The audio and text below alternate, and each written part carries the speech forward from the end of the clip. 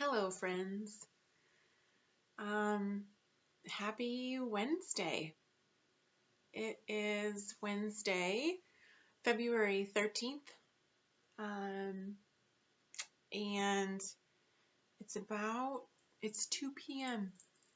here in Dallas. Um, I hope your day has been good so far.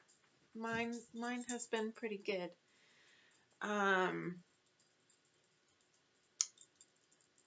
I was doing things this morning. I went to water aerobics, and then went out and had some coffee and some great conversation, and now I am at my house. I came home and fixed one of my soups. I made a chili a little bit earlier, like right before the weekend, and it wasn't just wasn't good. I didn't like it. And so I decided that I was thinking to throw it away, and then I was like, I just chili gets better after a couple of days. I let it set for a minute, and then today I tried it with my mind, you know, back into gear, with a hopeful mind, seeing if I could do anything to fix it, and I did. So now I have goulash, and it's very good. It's super tasty. So, I did that right when I got home, and I ate a bunch of it. So now my belly is very full of chili and bread and butter, or goulash, I guess. I have no idea what I'm going to call it. It's a smorgasbord of good soupness, so it will be very tasty. Anyway, my mind is very scattered today.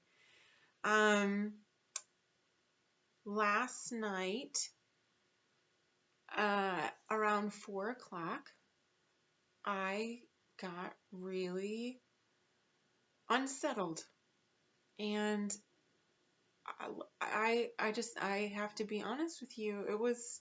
It's a very scary thing when my mind gets so unsettled like that. I think that a good part of it is like my mind gets overwhelmed with things, and I've been talking about love the past couple of days and showing love to the people who matter to you, and I just had this moment where I thought to myself, I will never be able to let the people who love me know how much I love them. Like, there's not enough pretty things in the world, and there's not enough words, and there's not enough breaths and moments to let the people that I love know how much I care. And that got to me. I felt so hopeless and helpless about it. And so then it just snowballed.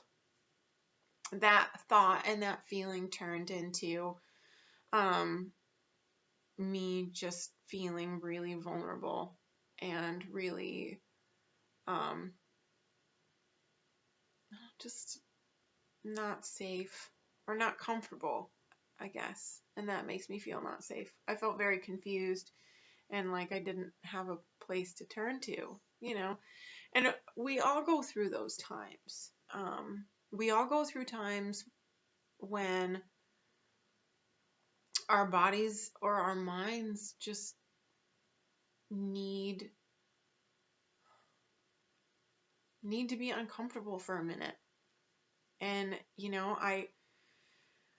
Jeremy came home from work, and I told him that, well, he found out I was laying in the guest room, having taken a nap overvoid, of course. But just having taken a nap, and I was having phone time, and it was like dark when he got home, and so he knew that something was up, and I was just like, I just feel so, disconnected right now. And so he gave me a good cuddle and ordered me food, and we had dinner, and we watched a movie, and it was very good. And then we went to bed, and this morning I woke up and, felt like the world was my oyster. I felt way good. And I do still feel very good, but my mind, I can tell that my mind is kind of split a little bit. So, we all have times, like I said, we all have times where our minds just we're just uncomfortable.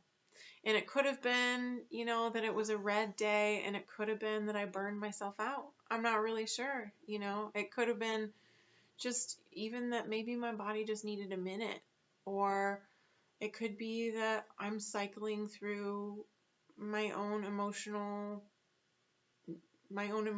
needs, being in a relationship around Valentine's.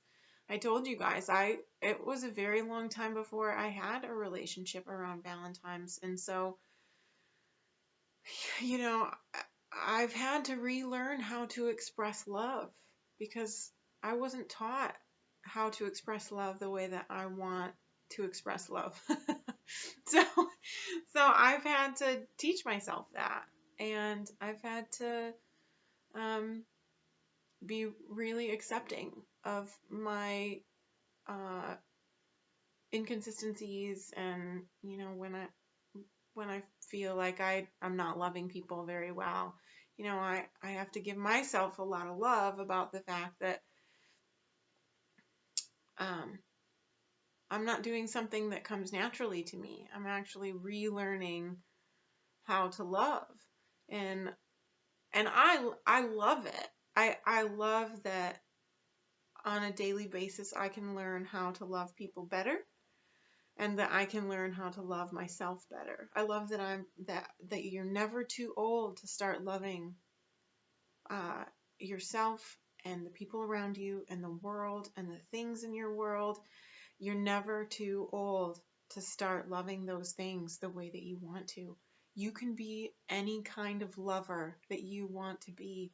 And at a time, I decided in the last 5 years that I want to be a lover of all things. Like I want to be a lover. So if I die a lover, then my life will be fulfilled. I just want to be a lover. So today is Wednesday, and last night was hard, but we started off today on a good foot. Aqua aerobics was great, and being in the water felt great. And hanging out with friends is beautiful and life-giving, and it's just the best. And today we're in the second quarter. So last night we went into the second quarter. Today we are in it to win it. Second quarter, first morning in the second quarter. And as of about 4 a.m. this morning, we moved into Gemini. And a while back, when I was filling out and studying my astrological chart, which is the chart of where the stars and the astrological signs and everything were on the day of my birth, or like the moment of my birth. So how everything aligned and where everything was, that's what your astrological chart tells you. And so there are even comets and things, and where the planets were, and it just shows you where the cosmos was, like what brought you into being and the moment that you were born. And that supposedly affects the way that you interact with your world, which makes sense, really, if you think about it. when I was studying my astrological chart, I looked up Gemini, and it is because there were 3 planetary aspects that showed up in Gemini. And I mean, Gemini isn't important to me in like, it's not any of the heavy hitters, like when you look at my chart, but it's got 3 aspects in it. And when I looked at those aspects, I think it was like 2 comets and then something else. In my chart, a Fortune, Lilith, and Chiron or Chiron, I don't know how to say it, but I say Chiron, not sure. Those 3 things are in Gemini for me. And those stand for, well, where you're going to make fortune, obviously. Lilith is, where you're willing to be violent.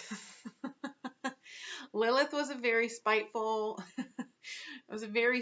character, and she was willing to go to any extent necessary to get the things that she wanted. She was also kind of, she was like, there was unfairness done to her, and she decided that she was going to have her revenge for it. And in our chart, that is where we're willing to do that, where we're willing to do not great things to see accomplishment. And then Chiron is the wounded healer. So it's where you've been wounded in the past and where you have healing talents because of the wounds that you've suffered. So talk about your fixer-upper. Like, Gemini for me is a very heavy sign. For an air sign, it's a very heavy sign. And for some people may not feel that way. And it's not that way for everybody. But for me, Gemini is really difficult. So going into Gemini, it makes sense a little bit to me that I've been very kind of seesaw today and not really, having difficulties making decisions. Like last night, I was just having the roughest time, man, like trying to figure out what I was going to eat, and just I was awash the whole night. But, so Gemini is heavy for me. And a few facts about Gemini, just that's outside of myself. Gemini is an air sign. As the story goes, it is actually 2 characters. It's a vacillation between 2 characters. One that is very fun-loving and curious and communicative, and the other one is a more thoughtful, serious, and can be restless at times. So that vacillation is common within Gemini, having those 2 characters show up in your life, or to, put yourself in those 2 characters when you're in Gemini or when you are a Gemini. That's something that you deal with, is the balance between those 2, but then also that you can kind of step into one and out, like in and out of those 2 characters. And so it can feel like a bit of a tearing. Like, to me, it really does feel like a split. Like I kind of split a little bit. And indecisiveness is one of the extremisms of Gemini because of that reason.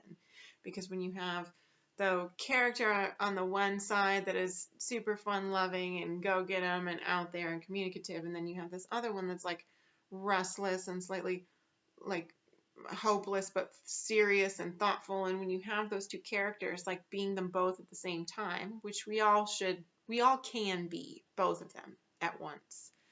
But during Gemini, and we all are, all of them, but during Gemini, it's very apparent that they're 2 separate characters for a minute, and when those moments come around, it can be really difficult to make decisions.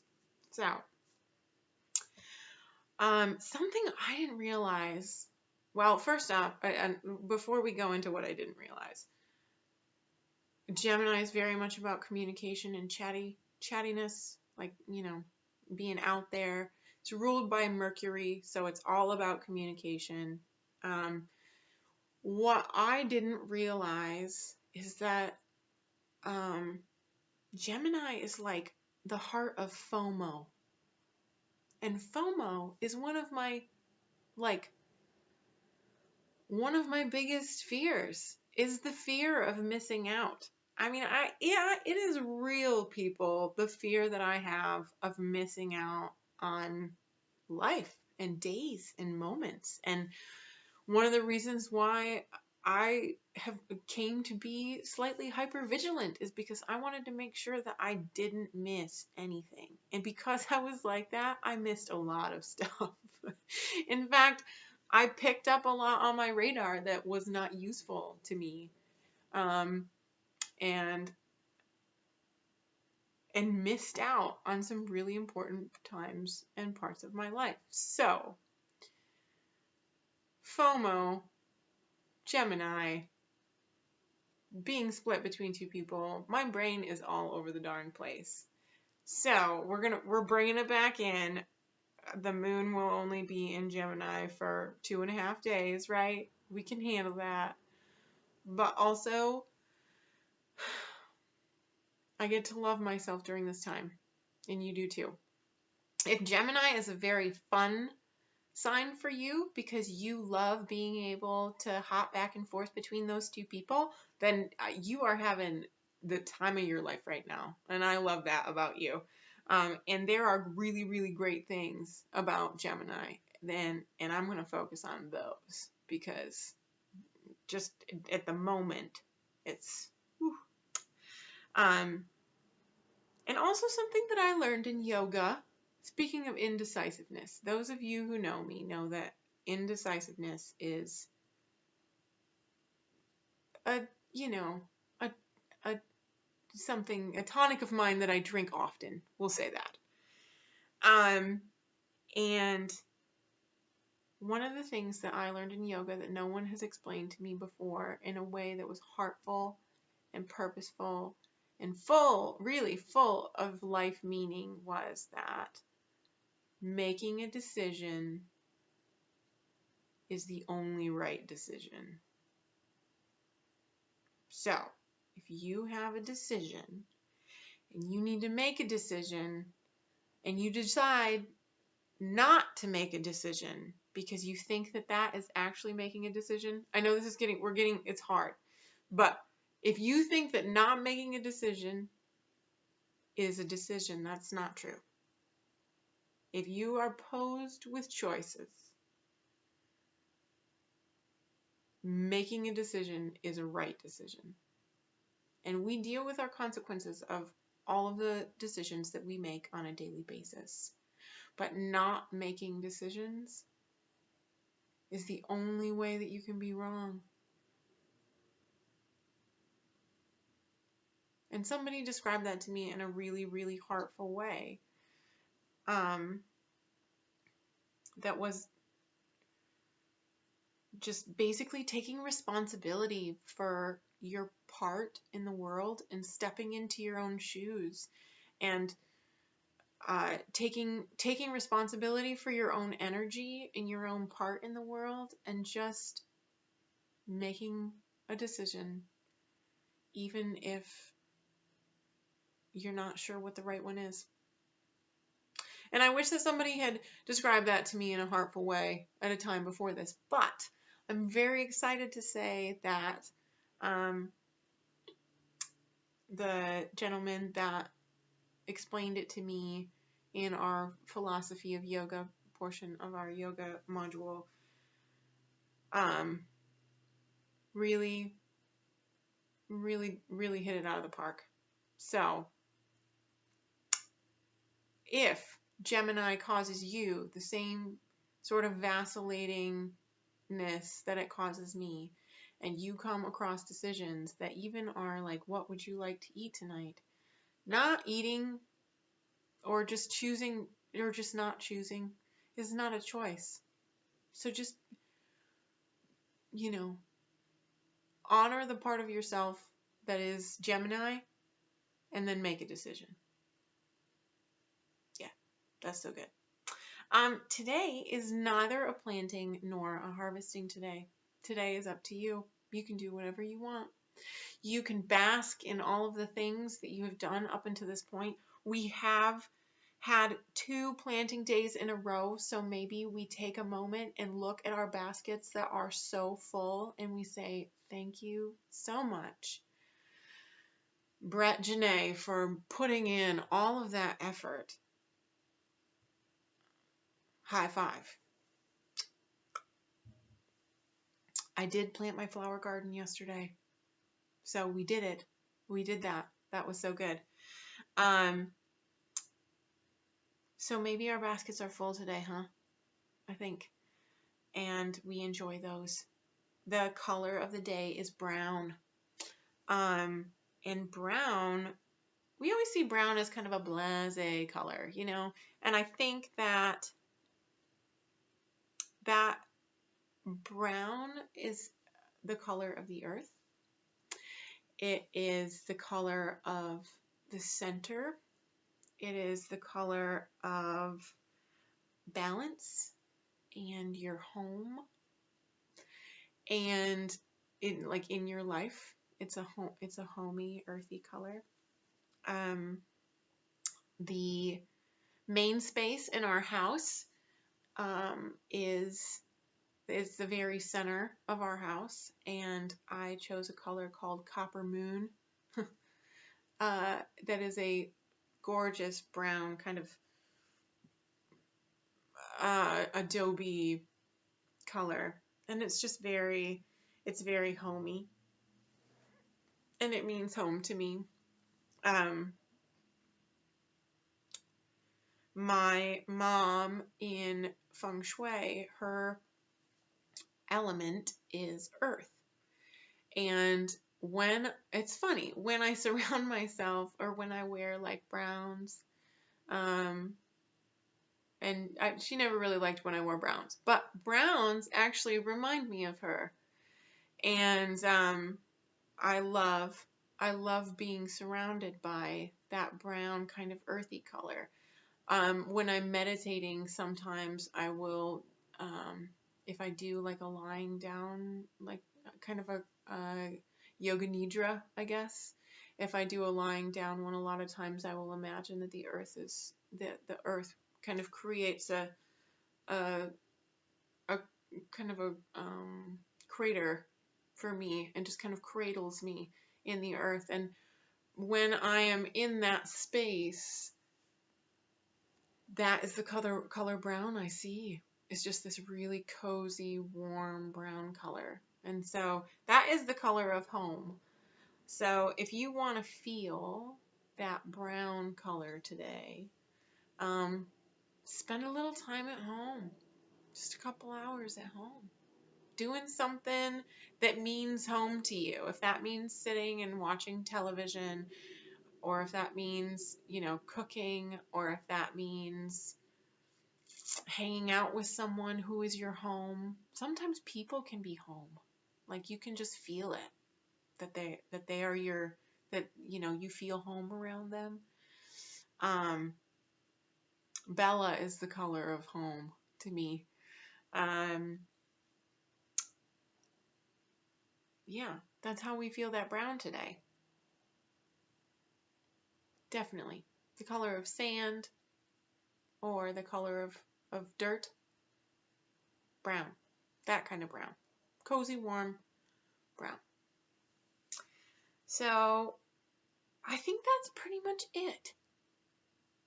I don't have very many things that are advices for you guys today.